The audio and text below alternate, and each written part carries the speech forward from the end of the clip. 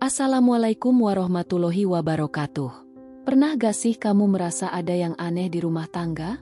Awalnya semua berjalan baik, romantis, penuh perhatian, tapi tiba-tiba jadi hambar, sering salah paham, suami jadi lebih banyak main HP, istri jadi lebih sering marah tanpa sebab. Nah, bisa jadi bukan karena kalian berubah, tapi karena ada satu faktor yang sangat sering jadi penyebab keretakan, intervensi orang ketiga. Bukan hanya selingkuh lo maksudnya. Orang ketiga di sini bisa siapa aja. Mulai dari teman, mertua, tetangga, bahkan sahabat yang katanya perhatian tapi diam-diam jadi pemecah belah.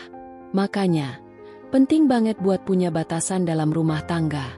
Gak semua orang perlu tahu isi dapur kita, apalagi sampai ikut campur.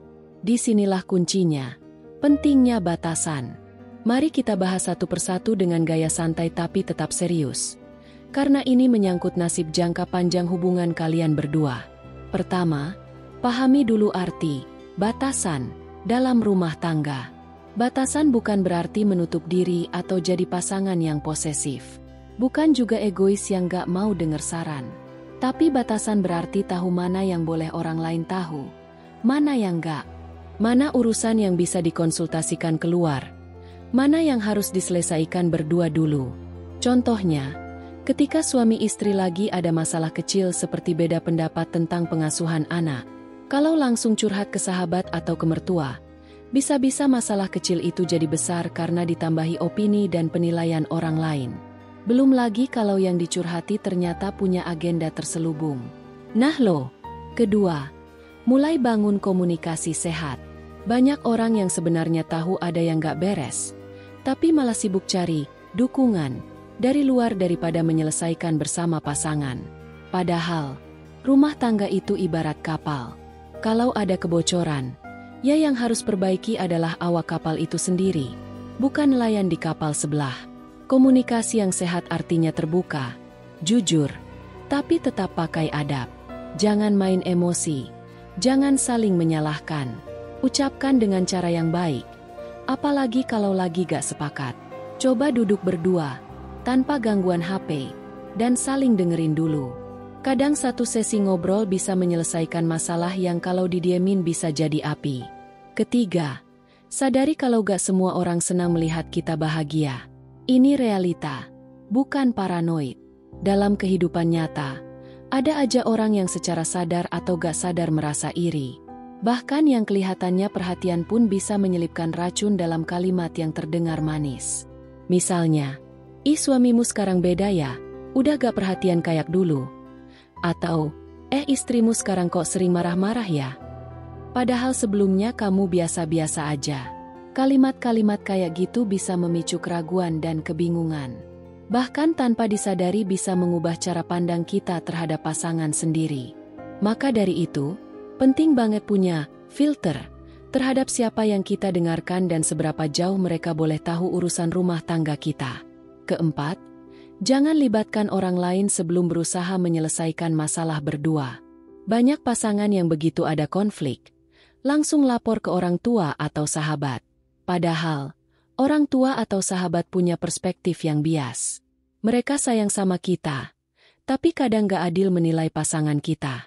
Alhasil, masalah makin rumit karena sudah dimasukkan ke hati orang lain. Kalaupun harus konsultasi, pilih orang yang netral, dewasa, dan punya kapasitas. Misalnya konselor rumah tangga, ustaz atau ustazah yang amanah, atau pasangan senior yang terbukti bisa menjaga rahasia dan adil dalam menilai. Kelima, buat perjanjian tidak tertulis antara suami istri tentang apa saja yang menjadi wilayah privat. Misalnya, tidak mengizinkan siapapun membaca isi chat pribadi, tidak memperbolehkan siapapun ikut campur soal keuangan, dan seterusnya. Aturan-aturan kecil seperti ini kalau disepakati dari awal akan jadi tameng dari intervensi luar yang mengganggu. Keenam, sadari bahwa setiap rumah tangga pasti punya ujiannya. Kadang bukan karena ada yang salah, tapi karena sedang diuji sejauh mana kekuatan cinta dan komitmen. Dalam situasi seperti ini, seringkali muncul godaan dari luar. Ada yang sengaja mendekat di saat pasangan lagi renggang. Ada yang sok perhatian pas tahu kita lagi ada masalah. Dan kalau kita gak waspada, pintu masuk bagi orang ketiga akan terbuka lebar. Ketujuh, jaga privasi di media sosial. Ini juga bagian dari batasan. Jangan semua hal diposting, apalagi curhat masalah pribadi di story. Selain gak menyelesaikan masalah, itu bisa mengundang komentar orang yang gak perlu. Belum lagi kalau ada yang mulai tertarik ikut campur, atau bahkan muncul rasa simpati yang gak sehat. Ketika pasangan kelihatan sedih di postingan, tiba-tiba ada teman lama yang muncul dan menawarkan telinga untuk mendengarkan. Dari situ bisa muncul kedekatan yang awalnya cuma ngobrol biasa, tapi lama-lama jadi intens. Ujung-ujungnya, rumah tangga bisa jadi korban. Terakhir, ingat bahwa mempertahankan rumah tangga itu lebih sulit daripada memulainya. Tapi juga jauh lebih indah ketika bisa dilalui bersama. Campur tangan orang ketiga hanya akan bisa masuk kalau kita sebagai pasangan tidak bersatu dan tidak punya batasan yang jelas. Jadi mulai sekarang, bangun batas yang sehat dan komunikasikan dengan pasangan.